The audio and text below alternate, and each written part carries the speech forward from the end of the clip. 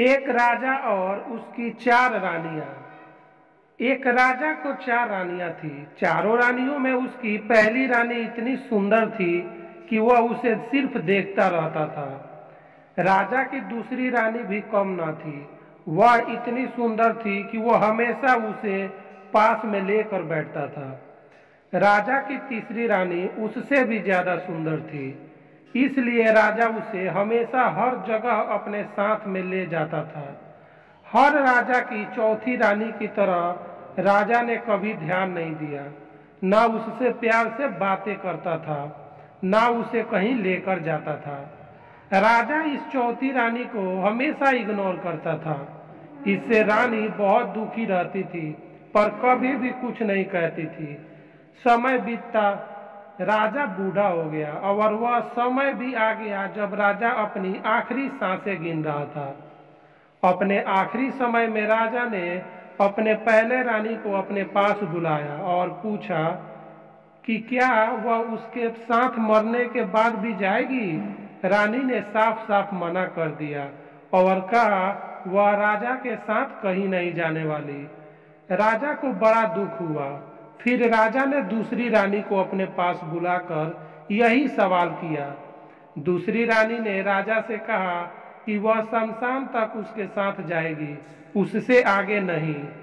राजा को अपनी तीसरी रानी से बड़ी आस थी। उसने तीसरी रानी को भी जब यही सवाल किया तो तीसरी रानी ने कहा कि वह राजा के मरने के बाद किसी और के साथ चली जाएगी। राजा अपनी तीनों रानियों का जवाब सुनकर बड़ा दुखी था और सोच रहा था कि जिनके पीछे उसने अपनी सारी जिंदगी लगा दी, वही उसका साथ देने के लिए तैयार नहीं है, तो चौथी रानी जिसे उसने कभी महत्व नहीं दिया, वह क्या साथ देगी। चौथी रानी खुद ही राजा के पास आई और राजा के बिना पूछे ही उससे कहने लगी कि वह हर जगह जाएगी जहां राजा जाएगा।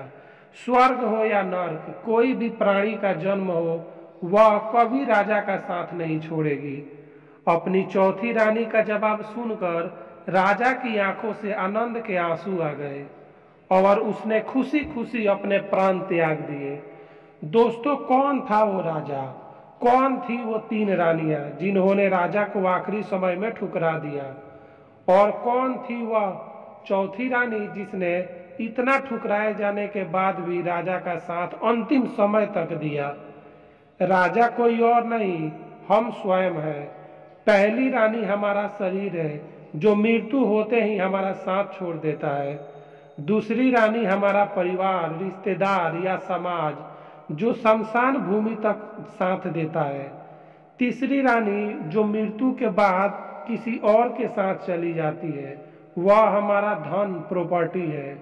अब सोचिए चौथी रानी कौन होगी जो हमेशा हमारे साथ जाएगी, जिसको हम कभी महत्व नहीं देते।